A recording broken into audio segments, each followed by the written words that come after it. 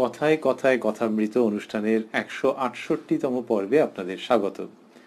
আপনারা এই অনুষ্ঠান দেখছেন প্রাণারাম ইউটিউব চ্যানেলে, যেখানে সপ্তাহে 6 দিন সোম থেকে শনিবার সম্প্রচারিত হয় শ্রী শ্রী রামকৃষ্ণ কথামৃত অবলম্বনে কথায় কথায় কথামৃত, এবং রবিবার থাকে শ্রীরামকৃষ্ণের একজন পার্ষদের পুণ্য জীবন প্রসঙ্গ। সবগুলি অনুষ্ঠানই শুরু হয় রাত্রি 9টার সময়। শ্রী শ্রী রামকৃষ্ণ কথামৃততে আমরা অবস্থান করছিলাম এবং আজকেও সানন্দে অবস্থান করব। 14ই ডিসেম্বর 1883 তারিখে, যেদিন কথামৃতকার শ্রীযুক্ত মহেন্দ্রনাথ গুপ্ত বা শ্রীমন দক্ষিণেশ্বরে শ্রীরামকৃষ্ণের কাছে উপনীত হয়েছিলেন এবং তিনি দক্ষিণেশ্বরে ছিলেন।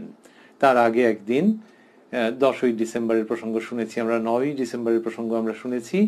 মাস্টারমশাই অর্থাৎ কথামৃতকার শ্রীরামকৃষ্ণের কাছ থেকে অনুমতি নিয়েছিলেন যে একদিন এসে থাকবেন দক্ষিণেশ্বরে কয়েকদিন।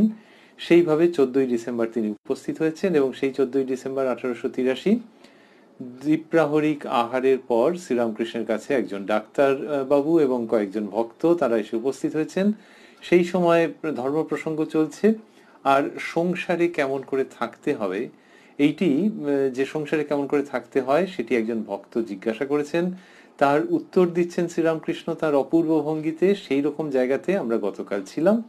সেই প্রসঙ্গটিকে একটু স্মরণ করে নিয়ে তারপরের প্রসঙ্গে আজকে আমরা প্রবেশ করব শ্রী শ্রী রামকৃষ্ণ কথামৃততে, যার সূচনায় কথামৃতকার উদ্ধৃত করছেন তব কথামৃতং তপ্ত জীবনং কবিভিরীরৃতং কলমশাপহং শ্রবণ মঙ্গলং শ্রীমদাততং ভুবি গৃণন্তি ইয়ে ভূরিদা জনাঃ। শ্রীরামকৃষ্ণকে ওই ভক্তটি জিজ্ঞাসা করেছিলেন, আজ্ঞা সংসারে কি রকম করে থাকতে হবে। ঠাকুর শ্রীরামকৃষ্ণ বলেছিলেন, আমরা সংক্ষেপে স্মরণ করছি, যে পাঁকাল মাছের মতো থাকার কথা বলেছিলেন, নির্জনে, সংসার থেকে তফাতে নির্জনে গিয়ে থাকার কথা বলেছিলেন, আর বলেছিলেন যে তীব্র বৈরাগ্য হলে ঈশ্বরকে পাওয়া যায়, এবং তীব্র বৈরাগ্য তখন মায়াকে চিনতে পারা যায়, কামিনী কাঞ্চনী মায়াকে চিনতে পারলে সে চলে যায়। যেমন কিনা একজন কিছু একটা সাজ পোশাক পরে ভয় দেখাচ্ছে, তাকে যেই কেউ চিনতে পারলো তখন সে হেসে চলে গেল, সেরকম ভাবে মায়া চলে যান। এবং বলেছিলেন শ্রীরামকৃষ্ণ যে সমস্ত স্ত্রীলোককে, ওই যে আগে বলেছেন কামিনী কাঞ্চনী মায়া, তার অল্প সময়ের মধ্যেই বলছেন যে সমস্ত স্ত্রীলোককে সেই শক্তির রূপ বলে চিনতে হয়, মান্যতা দিতে হয়, প্রার্থনা করতে হয়, পূজা করতে হয়। এই সব প্রসঙ্গ তিনি বলেছেন। বলে আমরা যতদূর শুনেছিলাম সেখানে বলছেন যে বেশি আর কি বলবো, যেখানে পুরুষ সেখানে তুমি, যেখানে স্ত্রী, অর্থাৎ রামচন্দ্রের বন্দনা মুখে এটি বলা হচ্ছে যে যেখানে পুরুষ সেখানে তুমি, যেখানে স্ত্রী সেখানে সীতা। তারপর আজকের প্রসঙ্গ শ্রীরামকৃষ্ণ বলে চলছেন, মাস্টারমশাই লিখেছেন, ভক্তদের প্রতি মনে করলেই ত্যাগ করা যায় না, প্রারব্ধ সংস্কার এসব আবার আছে। একজন রাজাকে একজন যোগী বললে, তুমি আমার কাছে বসে থেকে ভগবানের চিন্তা করো। রাজা বললে, সে বড় হবে না, আমি থাকতে পারি, কিন্তু আমার এখনো ভোগ আছে। এ বনে যদি থাকি হয়তো বনেতে একটা রাজ্য হয়ে যাবে, আমার এখনো ভোগ আছে। এই কথা শ্রীরামকৃষ্ণ বলছেন। এবং একটু আগে আমরা গতদিনের যেটা শুনেছি সেটি এর ঠিক আগেই যে প্রসঙ্গ হচ্ছিল সেটি কিরকম ছিল, উনি তীব্র বৈরাগ্যের কথা বলেছেন। আবার সেই তীব্র বৈরাগ্য এবং কামিনী কাঞ্চন মায়া এটি চিনতে পারা, এইসব কথা বলেছেন, অর্থাৎ বিচার বিবেক বৈরাগ্যের প্রসঙ্গ এসছে। আর এখানে দেখছি তারপরে বলছেন যে মনে করলেই ত্যাগ করা যায় না, অর্থাৎ ওই যতক্ষণ ভেতরে সংস্কার আছে এগুলি মানতে হয়। সুতরাং প্রয়াস করতে হয় যে মন থেকে আসক্তি ত্যাগের, কিন্তু মনে করলেই ত্যাগ করা যায় না, এটি শ্রীরামকৃষ্ণ বলছেন। মানে কেউ যদি ভাবেন যে রাতারাতি ওরকম ত্যাগ করে ফেলবেন, সেরকম একটা অদ্ভুত কৃত্রিম প্রয়াস যদি করেন, তাহলে উদ্দেশ্য তো সিদ্ধ হবেই না, বরং সিদ্ধি লাভ বিলম্বিত হয়ে যেতে পারে। সেই জায়গা থেকে শ্রীরামকৃষ্ণ বলছেন যে মনে করলেই ত্যাগ করা যায় না, প্রারব্ধ সংস্কার এসব আবার আছে, এরকম বললেন। তার মানে কি, তাহলে মানুষে কি করবে? মানুষে তাহলে প্রারব্ধ সংস্কারের জন্য ছেড়ে দিয়ে বসে থাকবে? তা নয়। আমাদের শাস্ত্রে যে সমস্ত কর্ম যে ফল প্রসব করে সেগুলো সম্পর্কে বিস্তারিত আলোচনা আছে। শ্রীরামকৃষ্ণ তার মতো করে সুন্দরভাবে সার সংক্ষিপ্ত রূপ দিয়েছেন। তার বক্তব্য হচ্ছে যে তোমাকে প্রয়াস করতে হবে, খুব করে খাটতে হবে, কিন্তু সেটা যতটা সাধ্যের মধ্যে আছে, তার বাইরে করতে যেও না। যাতে তার বাইরেটা সে বুঝবে কি করে? উত্তর হলো যে হ্যাঁ, ওটা বোঝা যায় তো যে একজন মানুষের কতটা সাধ্য আছে।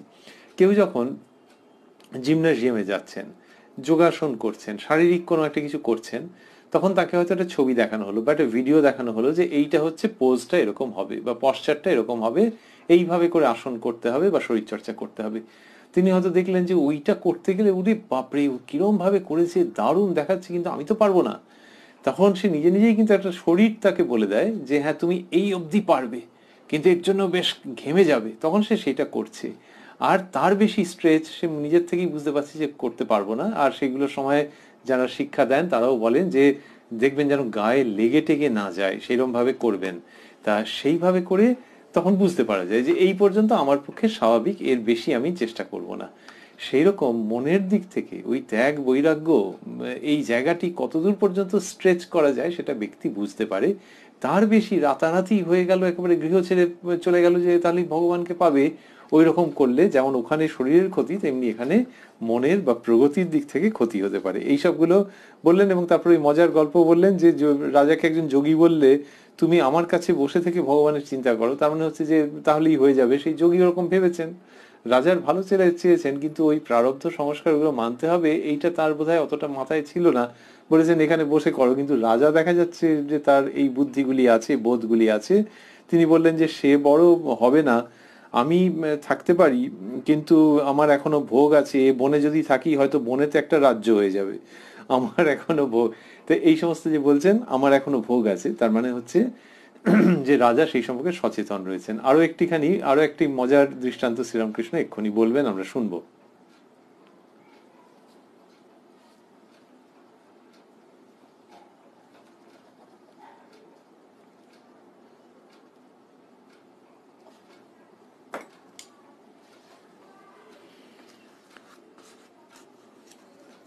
বলছেন নটবর পাঁজা যখন ছেলে মানুষ এই বাগানে গরু চড়াতো, তার কিন্তু অনেক ভোগ ছিল, তাই এখন রেড়ির কল করে অনেক টাকা করেছে।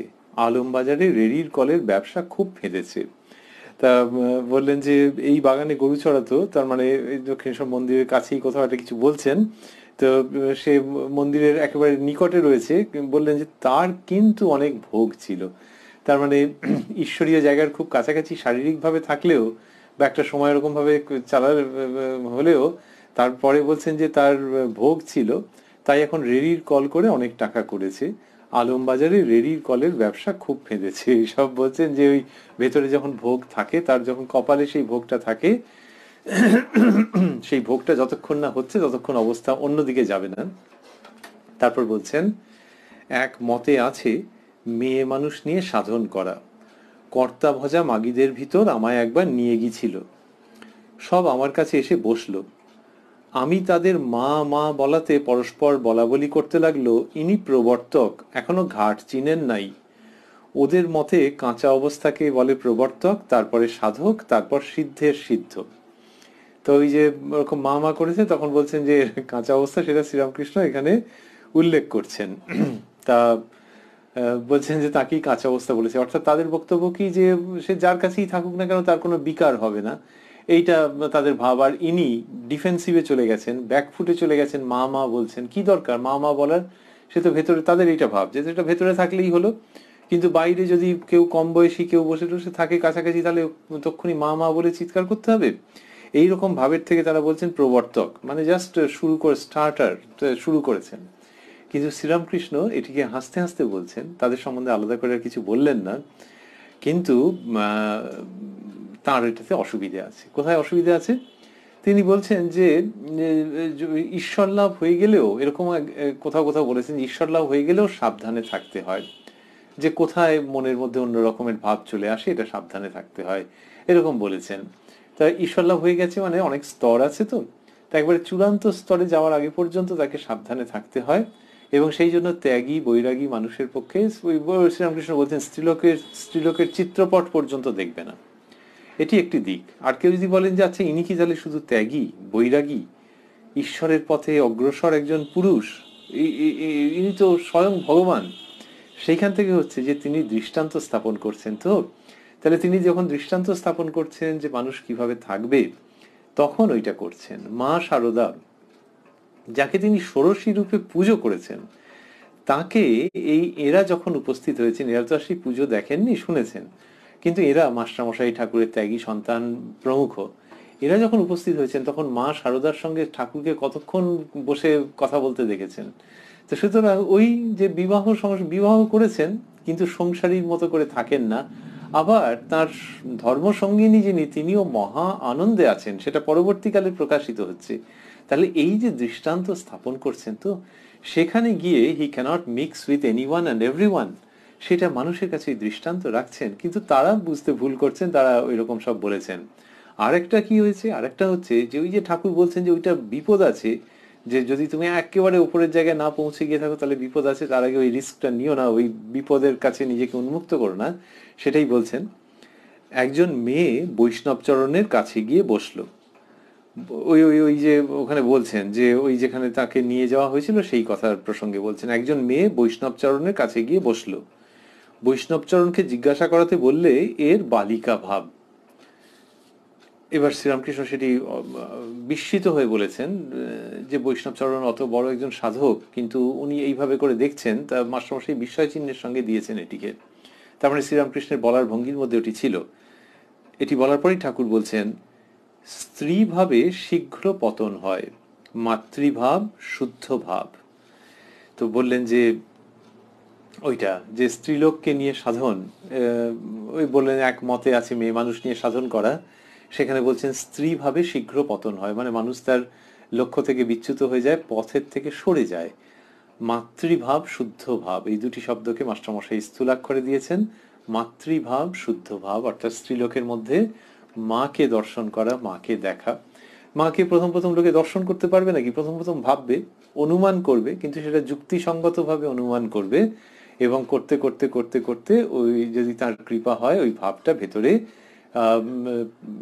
দৃঢ় হবে, এবং সেই ভাবে তখন সে দর্শন করতে আরম্ভ করবে স্ত্রীলোককে। এটি কার জন্য বলা হচ্ছে? সকলের জন্য, পৃথিবীর সবাই ওরকম ভাবে দেখবে। তা শ্রীরামকৃষ্ণ তো কখনো সেরকম ভাবে বলেননি। যারা ধর্মপথে এগোতে চাইছেন তাদের জন্য বলছেন। এই যে প্রশ্ন ছিল আজ্ঞা সংসারে কিরকম করে থাকতে হবে, আর স্বামী স্ত্রী, সেখানেও তিনি বলেছেন কত সুন্দর করে, একাধিকবার উল্লেখ করেছেন খুব প্রত্যয়ী ভঙ্গিতে, যে একটি দুটি সন্তানের পর ভাই বোনের মতো থাকবে। এখন সেই যে থাকাটা, ওটা কি সকলের পক্ষে সম্ভব? সকলের পক্ষে সম্ভব নয়, আবার সকলের পক্ষে অসম্ভব তাও তো নয়। তাহলে তখন তিনি যখন দেখছেন সেটা ওই মাতৃভাব, এই মাতৃভাবে দেখতে অসুবিধে কি আছে? তো এই মাতৃভাবটা শ্রীরামকৃষ্ণ বলছেন শুদ্ধ ভাব, যে ধর্মের পথে এগোতে চাইবে। তাহলে যে যত বেশি সিনসিয়ার, সে তত বেশি ওই মাতৃভাবটি ধারণ করবে, করলে এটা হবে। তা সে ওরকম ভাবে দেখতে পারবে জগৎকে, সকলকে মা বলে সে দেখতে আরম্ভ করবে। যিনি ঈশ্বরীয় পথে এগোতে চাইছেন, এটি বিশেষভাবে পুরুষ মানুষের ক্ষেত্রে হচ্ছে যে তিনি স্ত্রীলোককে ওরকম মায়ের মতো দেখছেন। স্ত্রীলোককে মায়ের মতো দেখলে সমাজে কোনো ক্ষতি হয় না। কেউ যারা কিনা বলেন যে আচ্ছা তাহলে সকলকেই মায়ের মতো দেখতে হবে, এ তো কেলেঙ্কারি হয়ে যাবে একেবারে, এরকম যারা বলেন, আধুনিক কত যুক্তি এবং অপযুক্তির ঢেলখেল আছে, রমরমা আছে, সেখানে যারা ভাবেন যে ও সবাইকে মা বলে এই রে বলে চাপা হাসি শুরু হয়ে যায়। তার বিপরীতে যদি ভাবা যায় যে আচ্ছা ঠিক আছে, এইটা যদি না গ্রহণ করবার মতো মনে হয়, তাহলে সকলকে কিরকম ভাবে, আধুনিক কাল সকলকে মার ভাবে যদি না ভাবতে শেখায়, তাহলে কিভাবে? তাহলে ওই ভোগ্য ভাবে, অত্যন্ত দুঃখের কথা যে সেই ভাবে ভাবতে শেখায়, প্রায়ই সেরকম ভাবে শেখায়। আর যদি কেউ বলেন যে না সেরকম ভাবে কেন, যার যা ভূমিকা সেরকম ভাবে ভাবতে শেখাবে, সেটা খুব সোজা নয়, সেটা খুব সোজা নয়। এবং এই সময়ের একটা প্রভাব আছে, তো সময় কিন্তু বারবার দু কানে বলতে থাকে ভোগ্য ভোগ্য, সেখান থেকে ওই অসুবিধাগুলো তৈরি হয় এবং সব নতুন শব্দ তৈরি হয় যেগুলো আগে তো ছিল না, যেমন পারভার্সন, সেই সব শব্দ তৈরি হয়। তাহলে সেই অবস্থাটা কি খুব ভালো? আর যদি ওই মাতৃভাব গ্রহণ করা যায়, তাহলে যে জগৎকে দেখার দৃষ্টিটা তৈরি হয়, সেখানে অসুবিধে কোথায়? শ্রীরামকৃষ্ণ মাতৃভাবে জগৎকে দেখছেন। আবার পতি পত্নীর সম্পর্ক নিয়ে কত রকম বলেছেন, তো বলেছেন যে বউটি তার স্বামী, শ্বশুর, দেওর এদের সব সেবা করে, ভাসুর এসব সেবা করে, কিন্তু স্বামীর সঙ্গে সম্পর্ক আলাদা, নিষ্ঠা ভক্তি বোঝাতে গিয়ে বলেছেন। তাহলে ওই যে একটি বৌমা ধরেই নেওয়া যাচ্ছে কম বয়সী, তা সে যেরকম ভাবে এদের সেবা করছে, তো ঘরোয়া চিত্র, তা সেটা তো বলতে অসুবিধা নেই। তার মানে কি, সেই মানুষের মধ্যে যে কোমলতা আছে, বিভিন্ন সম্পর্কের মধ্যে যে বৈচিত্র্য আছে, সেগুলোকে সবই দেখছেন, কিন্তু প্রথমত, দ্বিতীয়ত, তৃতীয়ত এবং শেষ পর্যন্ত মা বলে দেখছেন। এ তো একটা অসাধারণ classical way of looking at life. Sri Ramakrishna সেই রকম ভাবে করছেন এবং সেই দৃষ্টিতে জগৎকে দেখছেন। মাতৃভাব শব্দটির আবার দুরকম ভাবে প্রয়োগ দেখতে পাওয়া যায়। একটি হচ্ছে যে জগৎকে মা বলে দেখা, আরেকটি হচ্ছে নিজেকে মা বলে ভাবা। যদিও শ্রীরামকৃষ্ণ এই দিন, এই 14ই ডিসেম্বর 1883 যে প্রসঙ্গ আমরা শুনছি, সেখানে যে মাতৃভাবের কথা বলছেন সেটি হচ্ছে জগতের স্ত্রী জাতিকে মা বলে দেখা। কিন্তু অন্য যে অর্থ, সেই অর্থেও তো তিনি মাতৃভাব ব্যবহার করেছেন, যে নিজেকে মা বলে ভাবা আর বাকিদেরকে সন্তান বলে ভাবা। এটির সবচেয়ে বড় ঘোষণা রয়েছে শ্রী শ্রী মা শারদার উক্তিতে, যিনি বলেছেন যে বাবা জানো তো, ঠাকুরের জগতের উপর মাতৃভাব ছিল, সেই ভাব বিকাশের জন্য এবার আমাকে রেখে গেছেন। এই যে জগতের উপর মাতৃভাব ছিল, সেটা মানে হচ্ছে নিজে মা। সেটি তিনি পুরুষ দেহে যতটা রূপায়িত করতে পেরেছেন, পুরুষ দেহের মধ্যে দিয়ে যতটা ওটি কার্যকর করতে পেরেছেন, আনন্দ লাভ করেছেন, সেটির মধ্যে যেন আরো কিছু বাকি ছিল, তাই তার সহধর্মিনীর ওপর সেই ভার সমর্পণ করে গেছেন। শ্রী শ্রী মা বলছেন যে সেটি আমার মধ্যে রেখে গেছেন, সেই ভাব বিকাশের জন্য এবার আমাকে রেখে গেছেন। তাহলে এই যে মাতৃভাব, সেটিও শ্রীরামকৃষ্ণের মধ্যে, আবার ওই মাতৃভাব, তাহলে মানে কখনো তিনি নিজে মা আর জগতের সকলের সন্তান। এই তো প্রচুর দৃষ্টান্ত। কলকাতার লোকগুলো পোকার মতো কিলবিল করছে, তুমি তাদের দেখো, এসব বলা মানেই তো নিজেকে মা বলে দেখা। শ্রীমৎ স্বামী শিবানন্দজি মহারাজ যখন শ্রীরামকৃষ্ণকে দর্শন করছেন, যখন তিনি তারকনাথ, তখন শ্রীরামকৃষ্ণকে দেখে তার নিজের মা বলে মনে হয়েছে, একেবারে সত্যিকারের নিজের মা বলে মনে হয়েছে, ঠাকুরের কোলে মাথা রেখে প্রণাম করেছেন। তাহলে এইরকম মাতৃভাব শ্রীরামকৃষ্ণের মধ্যে যেমন হয়েছে, তেমনি আবার কোনো মেয়েকে দেখলে, সে তিনি বৃদ্ধাই হন, কম বয়সী কুমারী হন, তার মধ্যে জগতের মাতাকে দেখতে পেয়েছেন। বলেছেন যে ও দেশে থাকতে ওরকম কুমারী পুজো করলুম, তাদের টাকা দিয়ে প্রণাম করলুম, দেখলুম তাদের মধ্যে সাক্ষাৎ মা, এরকম ভাবে বলেছেন। তাহলে দুরকম ভাবে মাতৃভাব তার মধ্যে অপূর্ব ভাবে লীলা করেছে। কিন্তু সেটি মানুষের শিক্ষার জন্য, শিক্ষা মানে ওরকম একটা কঠিন কঠোর ব্যাপার নয়, কিন্তু এই দৃষ্টান্ত যেখান থেকে যতটা পারো নাও না, এরকমও হয়। আর এরকম হলে জীবন আনন্দে পরিপূর্ণ হয়ে যায়। যখন অন্যদেরকে জগতের মা রূপে দেখছেন স্ত্রীলোককে, তার আবারও আমরা স্মরণ করছি সর্বশ্রেষ্ঠ দৃষ্টান্ত ফলহারিণী কালী পুজোর রাত্রে নিজের সহধর্মিনী শারদা মণিকে ষোড়শী রূপে পূজা করা। সেটি হচ্ছে ওই যে দেখেছেন সেই রকম ভাবে, অন্য স্ত্রীলোককে যে মা রূপে দেখেছেন সেই রকম ভাবে। আর নিজে যে মা, তার শ্রেষ্ঠ দৃষ্টান্ত কি? তার উত্তর হচ্ছে যে তার দৃষ্টান্ত অফুরন্ত। উনি যখন যে কোনো মেয়েকে মা বলে দেখছেন সেটা একরকম, আর তিনি যে মা রূপে অবস্থান করছেন সেটা এই 2020 পর্যন্ত রূপায়িত হয়ে চলেছে, এবং আরো কতকাল হয়ে চলবে আমরা জানি না। সুতরাং শ্রীরামকৃষ্ণের মধ্যে এই দুই রকমের মাতৃভাব এই প্রসঙ্গে আমাদের স্মরণে আসছে। আর যারা শুনছিলেন তারা এবারেতে ওই দক্ষিণেশ্বর ঘরে কি হলো, মাস্টারমশাই লিখছেন, কাঁসারি পাড়ার ভক্তেরা গাত্রোত্থান করিলেন ও বলিলেন, তবে আমরা আসি, মা কালীকে আর ঠাকুরকে দর্শন করব। তো ওই কিছু ভক্ত যারা ছিলেন তারা তখন উঠে পড়লেন যে এবারে তারা ওই মন্দিরে দেবদেবী দর্শনে যাবেন। মাস্টারমশাই লিখছেন, মণি পঞ্চবটী ও কালীবাড়ির অন্যান্য স্থানে একাকী বিচরণ করিতেছেন। ঠাকুর বলিয়াছেন, একটু সাধন করিলে ঈশ্বর দর্শন করা যায়। মণি কি তাই ভাবিতেছেন? তাই এটা কখন হলো? এটা হলো যে ওই যে দুপুরের পর শ্রীরামকৃষ্ণ কথা বলছিলেন, তারপরে হয়তো বিকেল হয়েছে, সময়টার উল্লেখ আলাদা করে সময়টির উল্লেখ করা হয়নি। তো তো এই ভক্তেরা উঠে টুঠে পড়েছেন। তারপরে মাস্টারমশাই, আমরা আগে খেয়াল করেছি, আগের অনুষ্ঠানে আমরা সেই প্রসঙ্গের মধ্যে ছিলাম, যে মাস্টারমশাই এখানে প্রায় পুরোটাতেই মনি বলছেন। এখানে ওই ঠাকুরের সঙ্গে 14ই ডিসেম্বর 1883 এবং তারপরেও যে দিনগুলোতে তিনি থেকেছেন, ঠাকুর শ্রীরামকৃষ্ণের সঙ্গে তার এত অন্তরঙ্গ প্রসঙ্গ হয়েছে বিভিন্ন সময়, যেখানে তিনি খুব জোর ফোকাসে চলে এসেছেন। তো সেই রকম স্থানে আমরা আগেও দেখেছি যে মাস্টার নামটি তিনি পরিহার করে মনি নাম ব্যবহার করেছেন প্রায়ই। এখানেও দেখতে পাচ্ছি যে ঘুরে ফিরে ওই নামটি আসছে। মনি পঞ্চবটী ও কালীবাড়ির অন্যান্য স্থানে একাকী বিচরণ করিতেছেন। ঠাকুর বলিয়াছেন, একটু সাধন করিলে ঈশ্বর দর্শন করা যায়। মনি কি তাই ভাবিতেছেন? কি সুন্দর নিজের মনের মধ্যে এগুলো ঘুরছিল, যে একটু সাধন করিলে ঈশ্বর দর্শন করা যায়। তা সেইটা মনের মধ্যে যে ঘুরছিল, এবার মাস্টারমশাই সেটা লিখছেন যে এইটাই বোধহয় মনি কি তাই ভাবিতেছেন। অদ্ভুত সাজেশন। তার মানে দুরকম ভাবে দেখা যায়। একটা হচ্ছে যে ওই মনি ব্যক্তিকে আলাদা করে রেখে তিনি ওরকম ভাবে বলছেন যে ওই মনির মনের মধ্যে কি এরকম চিন্তা ঘুরছিল।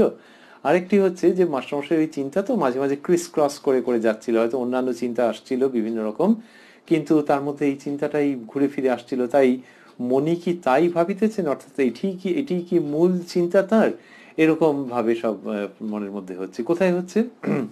এটি হচ্ছে দক্ষিণেশ্বরে শ্রীরামকৃষ্ণের ঘরেই হয়তো বসে আছেন, বা ঘরের কাছাকাছি কোথাও রয়েছেন যেখানে মা ভবতারিণীর মন্দির, অন্যান্য মন্দির, সেই দিকটাতে, অথবা পঞ্চবটির দিকটাতে, এরকম কোনো জায়গায় তো তিনি থাকবেন। সেখানে বলছেন যে ঠাকুর বলিয়াছেন, মাস্টারমশাই লিখছেন, ঠাকুর বলিয়াছেন একটু সাধন করিলে ঈশ্বর দর্শন করা যায়। তাহলে দক্ষিণেশ্বর মন্দিরের মধ্যে অবস্থান করে মাস্টারমশাই ভাবছেন যে একটু সাধন করিলে ঈশ্বর দর্শন করা যায়, এটি ঠাকুর বলেছেন। আর ওই তো পঞ্চবটী, ওইখানে ঠাকুর কত তীব্র সাধন করেছেন এবং তার কত অনুভূতি হয়েছে তিনি নিজের শ্রীমুখেই মাঝে মাঝে ব্যক্ত করেছেন। ওই তো মা ভবতারিণীর মন্দির, আর সেই নাট মন্দির। শ্রীরামকৃষ্ণ মায়ের অদর্শনে তীব্র ব্যাকুলতা নিয়ে, আক্ষেপ নিয়ে, বেদনা অভিমান নিয়ে গলায় খাঁড়া দেবেন বলে প্রস্তুত হয়েছিলেন, উপক্রম করেছিলেন সেরম করবার, তখন মায়ের অপূর্ব দর্শন হয়েছিল। তাহলে এই যে দক্ষিণেশ্বর মন্দিরের মাঝে মাঝে মাঝে মাঝে এইসব মণিমুক্ত দেবালয় বটে, গাছতলা বটে, কিন্তু আসলে আধ্যাত্মিক মণিমুক্ত, এইখানে ওইসব ঘটনা ঘটে গেছে। সেই জায়গাতে শ্রীরামকৃষ্ণ অবস্থান, শ্রীরামকৃষ্ণের সাধন ধন্য সেই সমস্ত স্থানের কাছাকাছি মাস্টারমশাই অবস্থান করছেন। তো সেই তিনি আবার ভাবছেন যে ঠাকুর বলেছেন একটু সাধন করিলে ঈশ্বর দর্শন করা যায়। কি অপূর্ব! ওই জায়গাতে, ওই সেটিংয়ে, ওই ফ্রেমে থেকে এইগুলো মাস্টারমশাই স্মরণ করছেন। তার মানে তার মধ্যে কি তীব্র একটা ইচ্ছে উৎপন্ন হচ্ছে। কিন্তু মানুষের জীবন তো, ওই যে ঠাকুর একটু আগে বললেন যে প্রারব্ধ সংস্কার এসব আছে, তাই টপ করে হয়ে যাচ্ছে তা নয়, কিন্তু প্রবলভাবে মন টানছে ওই জায়গার এমন মাহাত্ম্য, এমন তন্মাত্রা, আর তার মধ্যে শ্রীরামকৃষ্ণের মন্ত্র সম উচ্চারণ, এই সবটা মিলে মাস্টারমশাইয়ের মনের মধ্যে খুব অনুকূল তরঙ্গ উত্থিত হচ্ছে। তিনি লিখছেন, আর তীব্র বৈরাগ্যের কথা, অর্থাৎ ঠাকুরের কথা মনের মধ্যে আসছে, আর তীব্র বৈরাগ্যের কথা, আর মায়াকে চিনলে আপনি পালিয়ে যায়।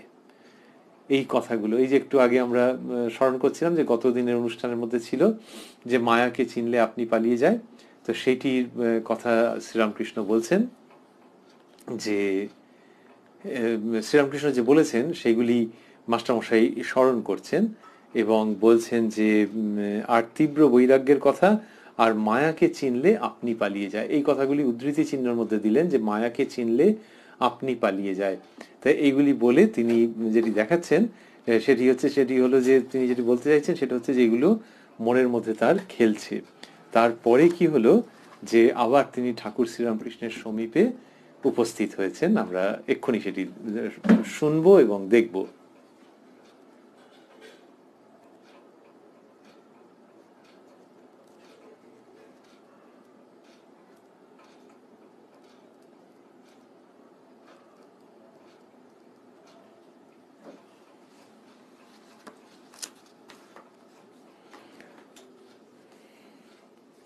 তিনি লিখছেন যে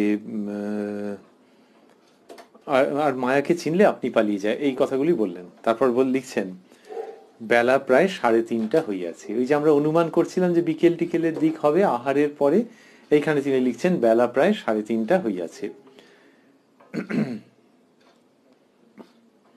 ঠাকুর শ্রীরামকৃষ্ণের ঘরে মণি আবার বসিয়া আছেন।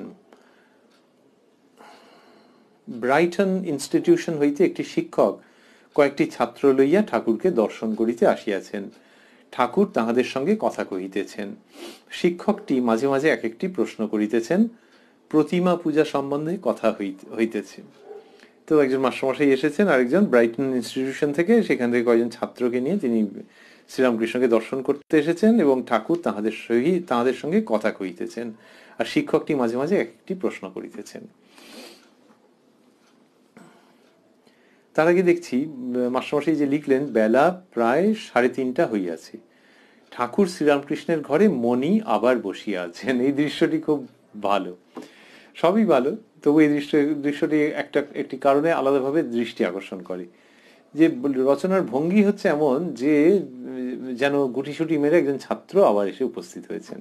ঠাকুর শ্রীরামকৃষ্ণের ঘরে মণি আবার বসিয়া আছেন। কি জন্য বসে আছেন? আবার ক্লাস হবে, মাঝখানে টিফিন টাইম মতো কিছু একটা ছিল, তারপরে আবার ক্লাস হবে। সেইভাবে একজন হেডমাস্টার মশাই তিনি বসে আছেন ঠাকুর শ্রীরামকৃষ্ণের কাছে। অপূর্ব দৃশ্য। বেলা প্রায় 3:30 হইয়াছে। তাহলে এই দুপুরের পরের যে পিরিয়ডগুলো সেগুলো শুরু হবে। ঠাকুর শ্রীরামকৃষ্ণের ঘরে মণি আবার বসিয়া আছেন। শুধু দেখা যায় যে ক্লাস যখন হয় তখন যে কোনো স্কুল কলেজ বা অন্য কোনো প্রতিষ্ঠানে, তখন ওই যে মাঝখানে যে টিফিন ব্রেক হয়, টিফিন ব্রেকের পর সাধারণত মনোযোগ কমতে থাকে। গ্রাফের আকারে যত কিছু স্টাডি করা হয়েছে তাতে দেখা যাচ্ছে যে টিফিন পর্যন্ত একরকম থাকে, আর টিফিনের পর ক্রমশ ক্রমশ ক্রমশ ক্রমশ পড়তে থাকে। সাধারণত এটা হয়, কিছু কিছু ব্যতিক্রম আছে, কিন্তু সাধারণত ওরকম আর মনোযোগ পড়তে থাকে, ভাবে যে কখন ছুটি হবে, কখন চলে যাবো ইত্যাদি। তা শ্রীরামকৃষ্ণের ক্ষেত্রে শুধু আলাদা, মাস্টারমশাই যে আবার এসে উপস্থিত হয়েছেন, একেবারে ও কিছু বলা যাবে না। একই রকম মনোযোগ, বলা যায় বর্ধিত মনোযোগ, তাও হতে পারে, এর সঙ্গে সময়ের কোনো সম্পর্ক নেই। শ্রীরামকৃষ্ণ কালকে সেই দিক দিয়েও ব্যর্থ করে দেন, যে এর জন্য আবার একটুখানি ক্লান্তি ক্লান্তি লাগছে না। আর মাস্টারমশাই তো এইখানে থাকবেন, দক্ষিণেশ্বরে থাকবেন বলে চলে এসছেন। 14ই ডিসেম্বরের প্রসঙ্গ আমরা শুনছি, তিনি চলে এসছেন, এখন আবার ক্লাস করতে এসছেন সাগ্রহে। আর সেখানে দেখা যাচ্ছে সত্যি সত্যি একজন টিচার এসছেন, মানে তাঁরই মতো আর কি।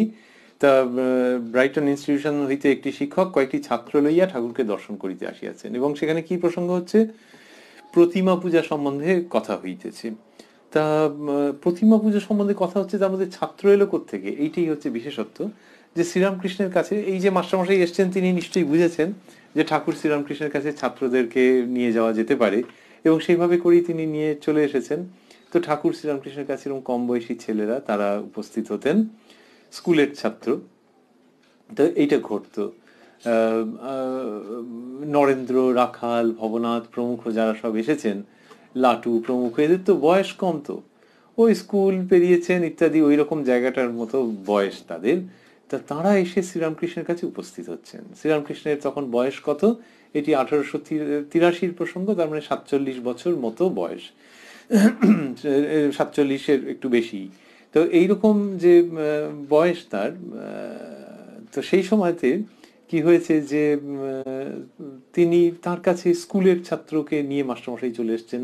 আচ্ছা, তিনি যে এমনি কিছু হালকা কিছু বলতেন টলতেন তাহলে একরকম ছিল, কিন্তু উনি তো বলছেন এর প্রসঙ্গ, ঈশ্বরের প্রসঙ্গ বলছেন, এবং এই যে প্রতিমা পূজা সম্বন্ধে কথা হইতেছে, এইগুলোর জন্য স্কুলের ছাত্র নিয়ে চলে এলেন একজন মাস্টারমশাই। তো এই ঠাকুর শ্রীরামকৃষ্ণের ভঙ্গিটার মধ্যে এরকম ছিল। তিনি বলতেন যে অনাঘ্রাত পুষ্প, যে কম বয়সী ছেলেরা, তখন তো মেয়েরা ঘরের বাইরে এইভাবে যেত না সচরাচর, তা অনাঘ্রাত পুষ্প, তা সেইখানে তাদের সামনে ঈশ্বরীয় প্রসঙ্গ তার একটা আলাদা রকম। ওই যে আমরা বলছিলাম নরেন্দ্র, রাখাল, তাদের মধ্যে ত্যাগের ভাব ছিল ঠিকই, কিন্তু তাহলেও কতদূর বলা যায় শ্রীরামকৃষ্ণ সবই বলেছেন। ঈশ্বর, ব্রহ্ম, সাকার, নিরাকার, কোন প্রসঙ্গ নেই? তা সেটা তো বলছেন কম বয়সী ছেলের কাছে। তাহলে কম বয়সী ছেলের কাছে যদি তিনি বলেন, তার মানে কি? তার মানে হচ্ছে যে এই প্রসঙ্গগুলোর জন্যে খুব যে একেবারে সাংসারিকভাবে খুব ম্যাচিওরড হয়ে যেতে হবে, তার কি মানে আছে? ওই যে ছেলে যারা সংসারে প্রবেশ করেনি, সংসারে প্রবেশ করার বয়সও হয়নি এদের প্রায় অধিকাংশেরই, সেই তাদের কাছে বলছেন। তার কারণই হচ্ছে যে যেমন আলো, যেমন বাতাস, এইগুলোর জন্য কি কোনো বয়স লাগে নাকি? তো সেই রকম ভাবেই এই ঈশ্বরীয় প্রসঙ্গ, আমরা শুধু নিজেরা অতটা ইনভলভড নই বলে অনেক সময় জটিল করে ফেলি, তাতে মানুষজন পিছিয়ে যায়, আর লোকে বলে যে হ্যাঁ হ্যাঁ ওই ব্যাপারগুলো আছে, এগুলো সব বেশি বয়সের জন্যে। কিন্তু আলো হাওয়ার মতো করে শ্রীরামকৃষ্ণ ধর্মকে মানুষের জীবনে নিয়ে এসেছেন, যে এইটিই তো শ্বাস নেওয়ার জায়গা। তো ভেতরের যিনি আছেন তার শ্বাস নেওয়ার জায়গা তো এইটি। তা বাইরের যিনি, তার শ্বাস নেওয়া যখন বন্ধ হয়ে যায় তখনও এই প্রসঙ্গগুলো থাকে, কারণ ভেতরে যিনি আছেন তিনি অজেয় অমর। তা শ্রীরামকৃষ্ণ সেই প্রসঙ্গ করছেন, এবং কিছুই বিচিত্র নয়, অবাক হওয়ার কিছু নেই যে একজন মাস্টারমশাই তার ছাত্রদেরকে নিয়ে এসছেন। ছাত্ররা কি পার্টিসিপেট করছে, অংশগ্রহণ করছে, তার কোনো মানে নেই, কিন্তু শ্রীরামকৃষ্ণ এই প্রসঙ্গগুলো করছেন তাদের সামনে। মাস্টারমশাই লিখছেন, প্রতিমা পূজা সম্বন্ধে কথা হইতেছে। তারপর লিখছেন, শ্রীরামকৃষ্ণ শিক্ষকের প্রতি, প্রতিমা পূজাতে দোষ কি? বেদান্তে বলে যেখানে অস্থি ভাতি আর প্রিয় সেইখানেই তার প্রকাশ, তাই তিনি ছাড়া কোনো জিনিসই নাই। বলছেন যে অস্থি ভাতি প্রিয় বেদান্তের মূল কথা, তিনি আছেন, তিনি সব প্রকাশ এবং তিনি আনন্দময়, তিনি প্রিয়। এই যে তা বলেন যে সবকিছুর মধ্যেই তো তার প্রকাশ, তাই তিনি ছাড়া কোনো জিনিসই নাই। তা প্রতিমা পুজোয় অসুবিধে কি? প্রতিমা পুজোর কথাটি কেন উঠেছে? হয়তো যে মাস্টারমশাই এসেছেন সেকালে খুব নিরাকারের চর্চা করবার চল ছিল, তিনি হয়তো ওই ধরনের কোনো মত ব্যক্ত করেছিলেন। শ্রীরামকৃষ্ণ সেই প্রসঙ্গে বলছেন যে প্রতিমা পূজাতে দোষ কি? বললেন সর্বত্রই তো তাঁর প্রকাশ। তারপর বলছেন ওই যারা নিরাকারবাদী তাদের মতো করে বলছেন যে this will suit their temperament and their way of looking at life. আবার দেখো, ছোট মেয়েরা পুতুল খেলা কতদিন করে? যতদিন না বিবাহ হয় আর যতদিন না স্বামী সহবাস করে। ওই যে আমরা বলছিলাম যে তিনি মাতৃদৃষ্টিতে দেখছেন, কিন্তু প্রত্যেককে নিজ নিজ অবস্থানে রেখে। বিবাহ হলে পুতুলগুলি প্যাটরায় তুলে ফেলে, ঈশ্বর লাভ হলে আর প্রতিমা পূজার কি দরকার? সে দেখাচ্ছেন যে যার কিনা প্রতিমা পুজো করতে করতে যার ঈশ্বর লাভ হয়ে গেছে, তখন সেই প্রতিমার মধ্যে তিনি আছেন আগের মতনই, আবার নিখিল বিশ্বে তিনি অনুস্যূত হয়ে আছেন। সুতরাং প্রতিমা পূজার কি দরকার? তার মানে প্রতিমাকে তিনি আর উপেক্ষা করছেন তা নয়, কিন্তু হ্যাঁ করলেও হয়, পুজো করলেও হয়, না করলেও হয়। শ্রীরামকৃষ্ণ অন্যত্র বলেছেন যে একটি আরেকটিতে লয় প্রাপ্ত হয়, যে যখন কিনা কেউ এগিয়ে যাচ্ছেন তখন আগেরটা সংক্ষিপ্ত আকারে থাকতে থাকতে অন্য কিছুতে লয় প্রাপ্ত হয়।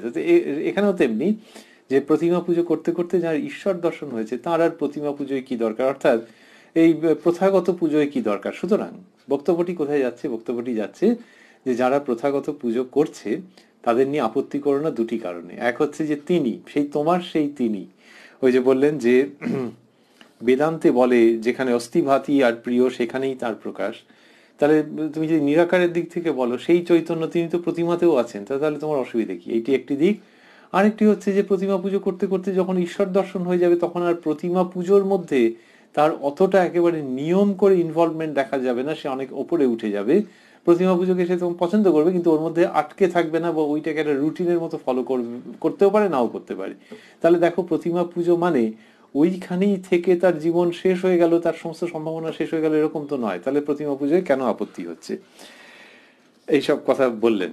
তারপর মাস্টারমশাই লিখছেন, মনির দিকে চাহিয়া বলিতেছেন, অনুরাগ হলে ঈশ্বর লাভ হয়, খুব ব্যাকুলতা চাই, খুব ব্যাকুলতা হলে সমস্ত মন তাতে গত হয়। তা এইটি মাস্টারমশাইকে তিনি আলাদা করে বলছেন। তা বলছেন যে অনুরাগ হলে ঈশ্বর লাভ হয়। মাস্টারমশাইয়ের দিকে আলাদা করে কেন বলছেন জানি না আমরা, কিন্তু ওই যে প্রতিমা পুজোর প্রসঙ্গ আসছে ওর মধ্যে কিছুটা তাত্ত্বিক জায়গা থাকছে, তো সেইখান থেকে শ্রীরামকৃষ্ণ বারবারই তাত্ত্বিক প্রসঙ্গকে যেমন তিনি উত্তর দিয়েছেন, অ্যাড্রেস করেছেন, তেমনি আবার বিভিন্ন সময় ঘুরে ফিরে ওই মানুষের জীবনের যে উদ্দেশ্য ঈশ্বর লাভ, ঈশ্বর দর্শন, সেই উদ্দেশ্য চরিতার্থ কিভাবে করা যায় সেই প্রসঙ্গে চলে আসছেন এরকম ভঙ্গিতে যে সময় দ্রুত বয়ে যাচ্ছে, সুতরাং তাত্ত্বিক প্রশ্ন যখন করেছো, তোমার যদি জানতে ইচ্ছে হয়, মনের তৃপ্তি হয়, আছে কিছুটা থাকলাম তার মধ্যে, এবার চলো আবার সেই সরাসরি সেই প্রসঙ্গের মধ্যে যাই যে কি করতে হবে যাতে করে তাকে লাভ করা যায়, আর তত্ত্ব কথার মধ্যে নয়। এবারে চলো সাধন সিদ্ধির দিকে যাই। মনির দিকে চাহিয়া বলিতেছেন, অনুরাগ হলে ঈশ্বর লাভ হয়, খুব ব্যাকুলতা চাই, খুব ব্যাকুলতা হলে সমস্ত মন তাতে গত হয়। আর এই যে খুব ব্যাকুলতা হয়, এই কথাগুলি স্থূলাক্ষরে দিয়েছেন। তা বললেন অনুরাগ হলে ঈশ্বর লাভ হয়। অন্যত্র মাস্টারমশাই লিখেছেন যে ঠাকুর বলেছেন যে নিষ্ঠা চাই, প্রথমে নিষ্ঠা থেকে ভক্তি, ভক্তি থেকে ভাব, ভাব থেকে মহাভাব প্রেম, এবং তারপরে ঈশ্বর লাভ। তো এখানে বললেন যে অনুরাগ হলে ঈশ্বর লাভ হয়, তাহলে ঈশ্বরের উপর অনুরাগ এটা আসতে হবে। খুব ব্যাকুলতা চাই, স্থূলাক্ষরে দেওয়া আছে। আর কি, মাস্টারমশাই যে চলে এসছেন তো দক্ষিণেশ্বরে, তাই এই আশাটা যেন সার্থক হয়। শ্রীরামকৃষ্ণ এই সময় যা বলছেন, আমরা 14ই ডিসেম্বরের প্রসঙ্গ যা দেখছি, তাতে মাস্টারমশাইকে বিশেষভাবে তিনি লক্ষ্য করে উদ্দেশ্য করে বলছেন। বোঝাই যাচ্ছে যে শ্রীরামকৃষ্ণ খুব প্রীত হয়েছেন যে এই ছেলে ঘরদোর ছেড়ে চলে এসেছে দক্ষিণেশ্বরে থাকবে বলে, আর সেই সঙ্গে এই থাকাটা যাতে পুরোপুরি সার্থক হয় সেইটার জন্য খুব জোর উপদেশগুলি দিচ্ছেন। অন্যদিনও দিয়েছেন, কিন্তু এই দিনের মধ্যে যেন একটু আন্ডারলাইনিং হাইলাইটিং ভঙ্গি একটা রয়েছে, যে বিশেষভাবে নির্দেশ করছেন। এখানে বললেন খুব ব্যাকুলতা চাই, খুব ব্যাকুলতা হলে সমস্ত মন তাতে গত হয়। তার মানে তখন ওই অবস্থাটা হয় যে সবটাই তার দিকে রয়েছে, মন অন্যদিকে যাচ্ছে না। যখন খুব ব্যাকুলতা হয়, এগুলো মানে লোভ দেখানো, সদর্থক লোভ দেখানো। যে জগৎ তো কত কারণে লোভ দেখায়, সে একরকম, সে যখন ভালো লাগছে না, যখন পানসে মনে হচ্ছে, যখন মনে হচ্ছে কিরকম হালকা হয়ে গেছে, কিছু স্বাদ পাওয়া যাচ্ছে না, আর তখন হচ্ছে ঈশ্বরীয় ভাব নিয়ে আস্বাদনের সময় উপস্থিত হয়েছে, এবং তখন এইসব লোভনীয় খাদ্য শ্রীরামকৃষ্ণ পরিবেশন করছেন। এই লোভনীয় খাদ্য যে গ্রহণ করে তাকে পেটুক বলে না, তাকে ধর্ম পিপাসু বলে।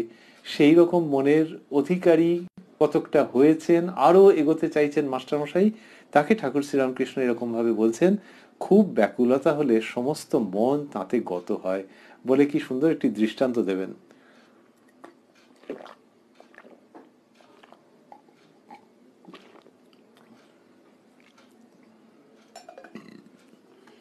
একজনের একটি মেয়ে ছিল, খুব অল্প বয়সে মেয়েটি বিধবা হয়ে গিয়েছিল, স্বামীর মুখ কখনো দেখে নাই। অন্য মেয়ের স্বামী আসে দেখে। সে একদিন বললে, বাবা আমার স্বামী কই? তার বাবা বললে, গোবিন্দ তোমার স্বামী, তাকে ডাকলে তিনি দেখা দেন। মেয়েটি ওই কথা শুনে ঘরে দাঁড় দিয়ে গোবিন্দকে ডাকে আর কাঁদে বলে, গোবিন্দ তুমি এসো, আমাকে দেখা দাও, তুমি কেন আসছো না? ছোট মেয়েটির সেই কান্না শুনে ঠাকুর আর থাকতে পারলেন না, তাকে দেখা দিলেন। এই প্রেমের উচ্চারণ বোধহয় শ্রীরামকৃষ্ণের পক্ষেই সম্ভব। একটা মেয়ে কম বয়সে বিধবা হয়ে গেছে, সে স্বামীকে মিস করছে, এই জায়গার থেকে গল্পটিতে তিনি ঢুকছেন। এই একেবারে মরমী ভঙ্গি, আর সেটা কোথায় চলে যাচ্ছে? মরমী মানে লোকে বলে ভেতরের দিকের, হ্যাঁ ভেতরের দিকের, তবে এ একেবারে ভেতরে চলে যায়, যেখানে ঈশ্বর তার স্বর্ণ সিংহাসনে বিরাজ করছেন। ওই বিধবা মেয়ে এবং সে স্বামী নেই, কম বয়সে তো তখনকার দিনের বিয়ে হতো।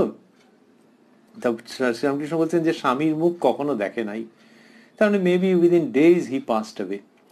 তা অন্য মেয়েদের স্বামী এসে দেখে, সে একদিন বললে, বাবা আমার স্বামী কই? এইসব কথা একজন পরমহংস বিবৃত করছেন। কি চমৎকার! জগৎ সংসারের ওপর কতটা মমতা থাকলে, কতটা বেদনা থাকলে, সেই মেয়েটার যে কষ্ট, সেইটা কিছুটা উপলব্ধি না করলে এই ভাষা তৈরি হয় না। শ্রীরামকৃষ্ণ সেই জায়গা থেকে বলছেন, এবং তার কষ্টের অপনয়ন কিভাবে হচ্ছে? অপনয়ন ওইরকম ভাবে হচ্ছে না যে আবার বিয়ের সানাই বাজলো, হলো তাহলে, হ্যাঁ কেন, তাহলে মন্দ কি ছিল? না, তাহলে ওই হচ্ছে যে জীবন যখন শেষ হয়ে যাবে তখনও দেখা যাবে যে তার কামনা বাসনা অচরিতার্থ নানান রকমের সব রয়ে গেছে, বিভিন্ন খুব ছোট বড় সব রয়ে গেছে। সুতরাং গল্পটা শেষ পর্যন্ত খুব একটা আনন্দের হলো না, ট্র্যাজেডির হলো, যেটা মানুষের জীবন। সুতরাং ওই যে মেয়ে, শ্রীরামকৃষ্ণ এটি বাস্তব দৃষ্টান্ত হিসেবে দেখাচ্ছেন। কিন্তু যদি আমরা গল্পের মতো করে ভাবি যে ওখান থেকে ওই যে বললো স্বামী কই, সেখান থেকে যদি আরেকটা অন্য সম্ভাবনা, সাংসারিক সম্ভাবনার কথা ভাবা যেত, সেটা খুব একটা যাচ্ছে না ওই কারণেই যে ওটা দিয়ে শেষ পর্যন্ত পূর্ণানন্দের পরিণতি পাওয়া যাবে না। তো এইখানে এবার বাস্তবে এসে হচ্ছে যে তার বাবা দেখছেন যে এত কোনো উপায় নেই তো কিছু, মেয়ে এরকম যখন জিজ্ঞেস করছে তখন বাবাও বোঝা যাচ্ছে with a heavy heart he is responding to his daughter. এবং তিনি কি বলছেন, গোবিন্দ তোমার স্বামী, তাকে তাকে ডাকলে তিনি দেখা দেন। বাবা ধর্মপ্রাণ মানুষ, কিন্তু বোঝাই যাচ্ছে যে বাবা যতটা বলেছেন মেয়ে নিজ গুণে তাকে ছাপিয়ে গেছে, অনুমান করা যাচ্ছে বাবা ওটা শুনেছেন আর এই মেয়ে দেখে ফেলেছে। মেয়েটি ওই কথা শুনে ঘরের দ্বার দিয়ে গোবিন্দকে ডাকে আর কাঁদে, বলে গোবিন্দ। এই ভাষা, এই ভাষা একটা ওই কম বয়সী মেয়ের অন্তরের ভাষা শ্রীরামকৃষ্ণ বলছেন, গোবিন্দ তুমি এসো, আমাকে দেখা দাও, তুমি কেন আসছো না? ছোট মেয়েটির সেই কান্না শুনে ঠাকুর আর থাকতে পারলেন না, তাকে দেখা দিলেন। গোবিন্দ আবির্ভূত হলেন। কিরকম ভাবে আবির্ভূত হলেন? স্বামী, হাজব্যান্ড। হ্যাঁ, স্বামী, জগৎ স্বামী। তাকে পেলে কোনো মেয়ের আর কিছু পাওয়ার থাকে না, কোনো ছেলেরও আর কিছু পাওয়ার থাকে না। সেই তিনি জগৎ স্বামী যিনি, তিনি দেখা দিলেন। শ্রীরামকৃষ্ণ বলছেন বালকের মতো বিশ্বাস, স্থূলাক্ষরে দেওয়া আছে, বালকের মতো বিশ্বাস। বালক মাকে দেখবার জন্য যেমন ব্যাকুল হয়, সেই ব্যাকুলতা, এই ব্যাকুলতা হলো তো অরুণ উদয় হলো, তারপর সূর্য উঠবেই। এই ব্যাকুলতার পরেই ঈশ্বর দর্শন। তা বলছেন যে বালকের মতো বিশ্বাস, এটা মেয়ের কথা বলেছেন, এবার ছেলের কথা বলছেন। তার মানে কি শিশু, সেই অর্থে বালকের মতো বিশ্বাস। ওকে ওর বাবা বলে দিয়েছে, ও ঘরে গিয়ে ডাকতে আরম্ভ করেছে, সেই প্রবণতাটাকে বলছেন, সেই মানসিক গঠনের কথা বলছেন। বালকের মতো বিশ্বাস, বালক মাকে দেখবার জন্য যেমন ব্যাকুল হয়, সেই ব্যাকুলতা। তাহলে বালক মাকে দেখবার জন্য ব্যাকুল আবার কোথায় হচ্ছে যে ঘুম থেকে উঠেছে, সকালবেলা উঠে দেখছে মা পাশে নেই, কি দুপুরবেলায় ঘুম থেকে উঠে দেখছে মা পাশে নেই, তখন ব্যাকুল হয়ে যাচ্ছে, আরে বাপরে বাপ, সাংঘাতিক রকমের। বাড়ির কাছেই একটা জায়গায় গেছে, মেলায় বা কোথাও মা নিয়ে গেছে, গিয়ে হঠাৎ দেখছে মাকে দেখতে পাচ্ছে না। আরে ওখান থেকে তো চিনে বাড়ি চলে আসতে পারবে, তাতে কি, সে পাগলের মতো হয়ে গেছে, যে জগৎ তার কাছে শূন্য হয়ে গেছে, ভ্যাঁ করে কেঁদেই ফেললো। শ্রীরামকৃষ্ণ বলছেন বালক মাকে দেখবার জন্য যেমন ব্যাকুল হয়, সেই ব্যাকুলতা, এই ব্যাকুলতা হলো তো অরুণ উদয় হলো। কি সুন্দর করে, যখন ভ্যাঁ করে কেঁদে ফেলেছে তখন মা আসবেন, কিন্তু মা কি চিরকাল থাকবেন? বা ওই মায়ের মা কি চিরকাল থেকেছেন? সেইখান থেকে এই প্রসঙ্গ চলে আসছে কোন জায়গাতে? শ্রীরামকৃষ্ণ দেখাচ্ছেন, বলছেন এই ব্যাকুলতা হলো তো অরুণ উদয় হলো। জগন্মাতাকে যদি কেউ এরকম ভাবে ভাবলো তো অরুণ উদয় হলো, তার মানে তার জীবনের সূর্যোদয় হলো, যেটি আর কোনোদিন নির্বাপিত হবে না। যখন সাধক বা সাধিকার এরকম ব্যাকুলতা হয়, তখন অরুণ উদয় হয়, সূর্যোদয় হয়, তারপর সূর্য উঠবে, ওই মানে প্রভাত হচ্ছে, তারপর সূর্য উঠবেই। প্রথমে একটু আকাশ লাল হচ্ছে, তারপর সূর্য উঠবে। এই ব্যাকুলতার পরেই ঈশ্বর দর্শন, এটি শ্রীরামকৃষ্ণ বলছেন। তাই এইরকম ব্যাকুলতা, এই আবারও লোভ দেখানো। একটু আগে বলেছেন, আমরা শুনছিলাম সেই প্রসঙ্গ, যেখানে তিনি বললেন খুব ব্যাকুলতা হলে সমস্ত মন তাঁতে গত হয়। এটা মাস্টারমশাই তো শুনতে ভালো লাগছে, অন্যদেরও ভালো লাগছে নিশ্চয়ই। তো কিন্তু এই বিশেষ করে লোভ দেখানোর একটা ভঙ্গি আছে, যে সমস্ত মন তাঁতে গত হয়েছে, এটা ভালো লাগছে না? মাস্টারমশাইয়ের যে ভালো লাগছে সেটা আলাদাভাবে উল্লেখ কি করি বা করা যায়, কিন্তু কত দৃষ্টান্ত আছে। ঠাকুর শ্রীরামকৃষ্ণকে যখন তিনি প্রথম দর্শন করলেন দক্ষিণেশ্বর কালীবাড়িতে 1882 ফেব্রুয়ারি মার্চ মাসের দিকে, তখন শ্রীরামকৃষ্ণ যখন ওকে প্রাথমিক প্রশ্ন করেছেন যে কি করো, কোথায় থাকো ইত্যাদি, মাস্টারমশাই নিজেই লিখছেন কথামৃততে, আমরা শুনেছি একেবারে গোড়ার দিকের প্রসঙ্গ, যে যখন উত্তর দিচ্ছেন দেখছেন ঠাকুর অন্যমনস্ক হচ্ছেন। পরে শুনেছিলেন এরই নাম ভাব, সন্ধ্যার পর ঠাকুরের এরকম অবস্থা হয়। তার মানে হচ্ছে কিরকম, আবারও বলছেন যে ওই যেমন কেউ ছিপ ফেলেছে, তার সমস্ত নজরটা ফাতনার দিকে, সেই রকম যে কখন মাছ টোপ খাবে। এই দৃষ্টান্ত খুব সম্ভব ঠাকুরের কাছে তিনি শুনেছেন। পরে যখন কথামৃত লিখছেন তখন ওই অংশটিকে বিশেষভাবে তুলে ধরেছেন, যেন কালের বুকে স্থির করে ধারণ করেছেন, যে হে পাঠক পাঠিকা, শ্রবণ করো, দর্শন করো, যে আমার কি আনন্দের সময়, কি আনন্দ না। মাই আনসার্স ওয়েন্ট আনহিডেড। তিনি জিজ্ঞেস করলেন যে কি করো, কোথায় এসেছো, এই সমস্ত, আর আমি যখন বলছি তখন শুনছেন না। কিন্তু আমার কি আনন্দের কথা, কেন? এই জন্যে যে তার ভাব অবস্থায় তাকে আমি প্রথম দিনই পেয়েছিলাম, যে তিনি আমার কথার উত্তর শুনছেন না, আরে আমি কে? কিন্তু সেই সময় তিনি ঈশ্বরীয় রাজত্বে চলে গেছেন। আমার এই জীবনে আমি কবার দেখেছি যে একজন ঈশ্বরীয় রাজত্বে রয়েছেন, অথচ বাইরের দিকে আমার দিকে তাকিয়ে রয়েছেন, একেবারে ঈশ্বরীয় রাজত্বে নিমজ্জিত হয়ে গেছেন, মগ্ন হয়ে গেছেন। এরকম কবার আমি দেখেছি। সেজন্য খুব আনন্দের কথা, লিখবো, এটা লিখবো, পাঠক পাঠিকারা ভক্তেরা জানবে আমি লিখবো। এই যে সন্ধ্যার পর পরে জেনেছিলেন এরকম ভাব হয়, এবং আমি প্রথম দর্শনের দিন সেই ভাব, তার প্রত্যক্ষদর্শী, আমি তার সাক্ষী, আমি সেরকম দর্শন করেছি। সুতরাং মাস্টারমশাইয়ের তো আকর্ষণ আছে, লোভ আছে। সেই তাকেই তিনি বলেছেন এই 14ই ডিসেম্বরে, খুব ব্যাকুলতা হলে সমস্ত মন তাতে গত হয়। আর বললেন এই ব্যাকুলতার পরেই ঈশ্বর দর্শন। এইসব কথা মাস্টারমশাইকে বিশেষভাবে উদ্দেশ্য করে বলছেন, অন্যরাও শ্রবণ করছেন। তারপর শ্রীরামকৃষ্ণ বলছেন, জটিল বালকের কথা আছে, তার নামেই। সে পাঠশালে যেত, একটু বনের পথ দিয়ে পাঠশালে যেতে হতো, তাই সে ভয় পেত। মাকে বলাতে মা বললে, তোর ভয় কি, তুই মধুসূদনকে ডাকবি। ছেলেটি জিজ্ঞাসা করলে, মধুসূদন কে? মা বললে, মধুসূদন তোর দাদা হয়। তখন একলা যেতে যেতে যাই ভয় পেয়েছে, অমনি ডেকেছে, দাদা মধুসূদন। কেউ কোথাও নাই। তখন উচ্চ ঈশ্বরে কাঁদতে লাগলো, কোথায় দাদা মধুসূদন? স্থূলাক্ষরে দেওয়া আছে 3টি শব্দ, কোথায় দাদা মধুসূদন, তুমি এসো, আমার বড় ভয় পেয়েছে। ঠাকুর তখন থাকতে পারলেন না, এসে বললেন, এই যে আমি, তোর ভয় কি?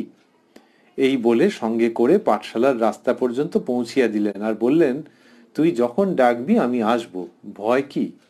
এই বালকের বিশ্বাস, এই ব্যাকুলতা। পরপর দুটো কাহিনী।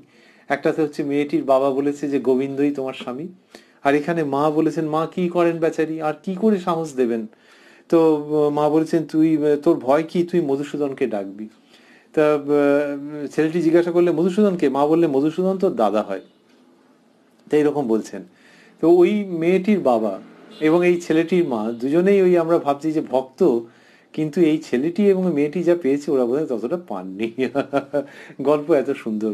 তা দৃষ্টান্ত, তা এখানে বললেন যে সে তখন এরকম ভাবে ডেকেছে যে, কোথায় দাদা মধুসূদন, তুমি এসো, আমার বড় ভয় পেয়েছে। এই যে বাক্য বলছেন শ্রীরামকৃষ্ণ, এই যে শব্দগুলি দিচ্ছেন, এইগুলির মধ্যেও কিন্তু ওই বালকের ভাবটি খুব রয়েছে, বালিকার ভাব। এটা চট করে তো লেখা যায় না, অনেক সময় বড়দের মতো করে প্রকাশভঙ্গি হয়ে যায়, কিন্তু শ্রীরামকৃষ্ণ যা বলছেন ওই আর কি। এমনিতে বলা হয়, ঈশ্বর পিঁপড়ের পায়ের নুপুর ধ্বনি পর্যন্ত শুনতে পান। মানে পিঁপড়ের পায়ে যদি নুপুর বাঁধা হতো, তাহলে ভেবে দেখো কত ছোট, এবং সেখান থেকে যে আওয়াজ হতো সেটা কিরকম, কিন্তু ঈশ্বর শুনতে পান, এইটি বলা হয়।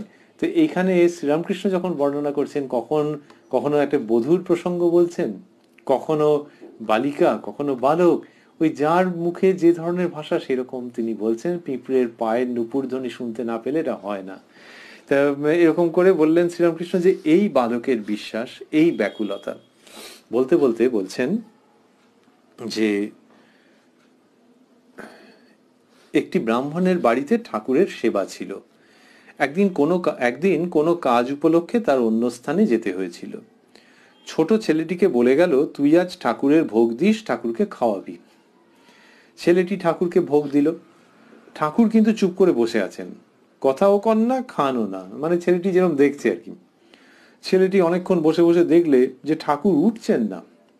সে ঠিক জানে যে ঠাকুর এসে আসনে বসে খাবেন। ওই যে তার বাবা বলে গেছেন তো, ব্রাহ্মণ মানুষটি, যে তুই আজ ঠাকুরের ভোগ দিস, ঠাকুরকে খাওয়াবি। সে ঠিক জানে যে ঠাকুর এসে আসনে বসে খাবেন। তখন সে বারবার বলতে লাগলো, ঠাকুর এসে খাও, অনেক দেরি হলো, আর আমি বসতে পারি না। ঠাকুর কথা কন না। ছেলেটি কান্না আরম্ভ করলে, বলতে লাগলে, ঠাকুর, বাবা তোমাকে খাওয়াতে বলে গেছেন, তুমি কেন আসবে না, কেন আমার কাছে খাবে না? ব্যাকুল হয়ে যাই খানিকক্ষণ কেঁদেছে, ঠাকুর হাসতে হাসতে এসে আসনে বসে খেতে লাগলেন। ঠাকুরকে খাইয়ে যখন ঠাকুর ঘর থেকে সে গেল, বাড়ির লোকেরা বললে ভোগ হয়ে আছে, বাড়ির লোকেরা বললে ভোগ হয়ে গেছে, সেসব নামিয়ে আন। ছেলেটি বললে হাঁ হয়ে গেছে, ঠাকুর সব খেয়ে গেছেন। তারা বললে সে কি রে? ছেলেটি সরল বুদ্ধিতে বললে কেন, ঠাকুর তো খেয়ে গেছেন। তখন ঠাকুর ঘরে গিয়ে দেখে সকলে অবাক। কি জীবন্ত কাহিনী! শ্রীরামকৃষ্ণ বলছেন যে আবারও ওই বাচ্চা ছেলে কাঁদতে আরম্ভ করেছে যে কেন খাবে না। তখন তিনি স্থির থাকতে পারছেন না। এই বালকের বিশ্বাসের প্রসঙ্গ ঘুরে ফিরে আসছে। সন্ধ্যা হইতে দেরি আছে।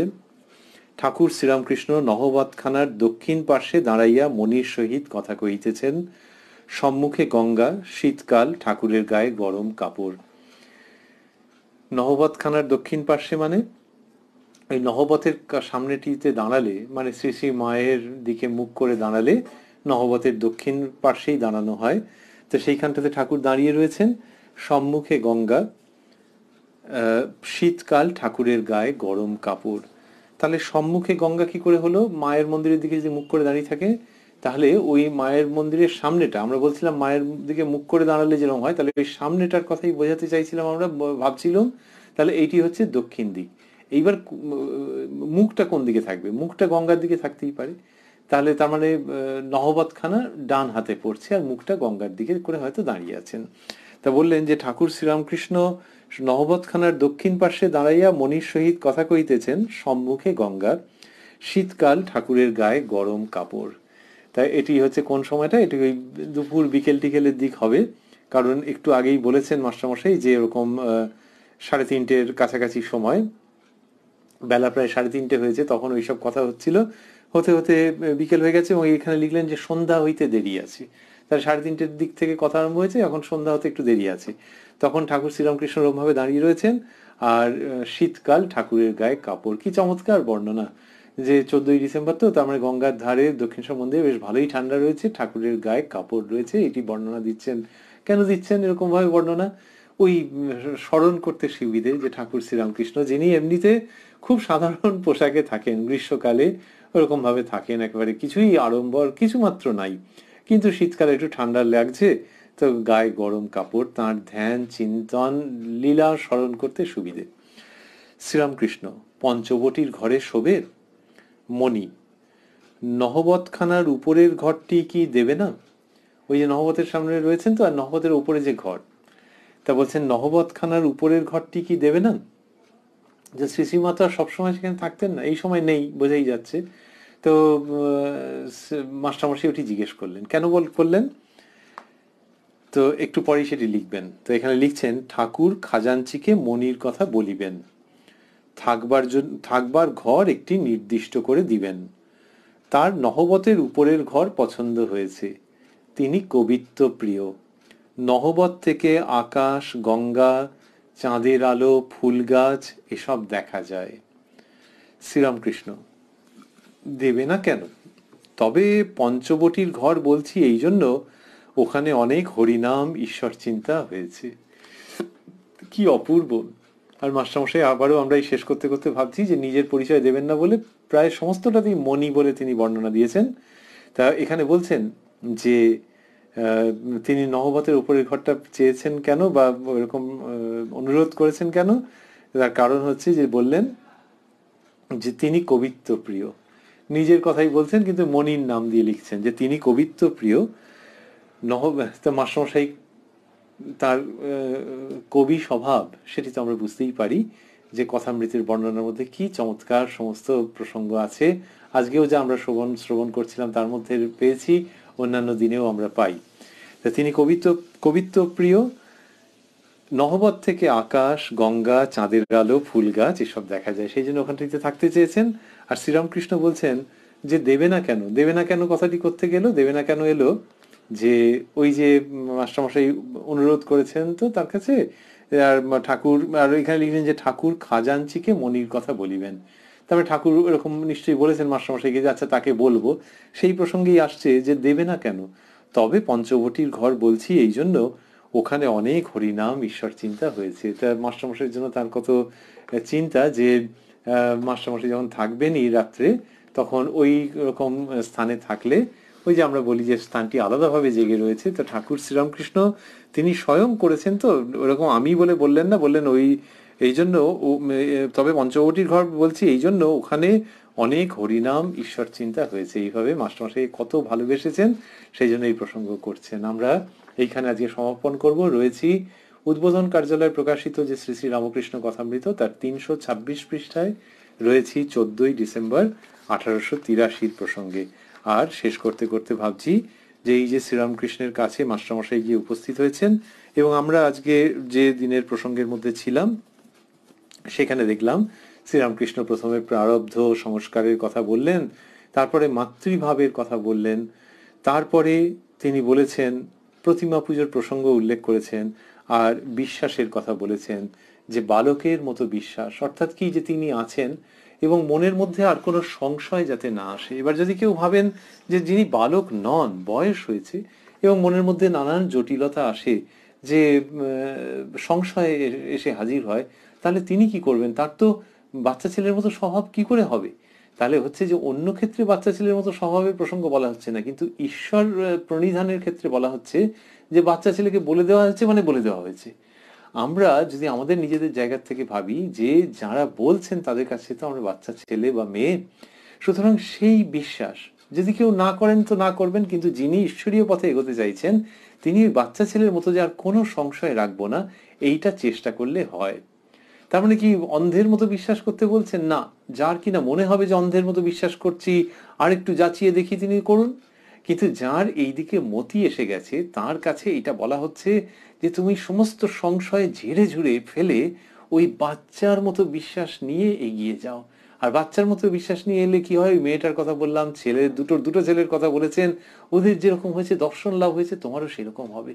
তাহলে এটি কাউকে কথা দিয়ে বোঝানো ভোলানো নয়, ওই যে কিনা চাইছে না সে চাইবে না, কিন্তু যার অনুরাগ হয়েছে, যিনি এগোতে চাইছেন কিন্তু প্রতিবন্ধক হচ্ছে মনের মধ্যে নানান রকমের সংশয়, তাকে বলা হচ্ছে যে সংশয় সরিয়ে পূর্ণ বিশ্বাসের সঙ্গে তুমি এগিয়ে পড়ো, তাহলে তার দর্শন পাবে। শ্রীরামকৃষ্ণের কাছে আমাদের কাতর প্রার্থনা যে আমাদের যেন সেই রকম বিশ্বাস হয়। এই বিশ্বাসের জন্য প্রার্থনা করতে হয়, কারণ প্রাপ্ত বয়স্ক মানুষ যখন বয়স প্রাপ্ত হন মানুষ তখন সঙ্গে সঙ্গে সংশয়ও প্রাপ্ত হয়ে যান, জগতের নিয়ম।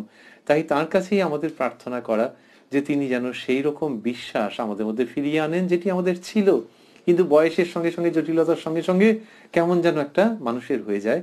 তিনি যেন সেই বিশ্বাস ফিরিয়ে নিয়ে আসেন যেটি দ্বারা আমরা পুরোপুরি তার উপরে নির্ভর করে তিনি আছেন এটি অন্তরের অন্তরে দৃঢ়ভাবে ধারণ করে ওই বালিকার মতো, ওই বালকের মতো তাঁরই শ্রীমুখ চেয়ে তাকে ডাকতে পারি, যাতে করে তিনি আবির্ভূত হয়ে আমাদের ওই বিশ্বাসকে সার্থক করেন এবং আমাদের জীবনকে সফল, সুন্দর, শ্রীমণ্ডিত করে দেন। ওং নিরঞ্জনং নিত্যমনন্ত রূপং ভক্তানুকম্পা ধৃত বিগ্রহং বৈ ঈশাবতারং পরমেশমিড্যং তং রামকৃষ্ণং শিরসা নমামঃ।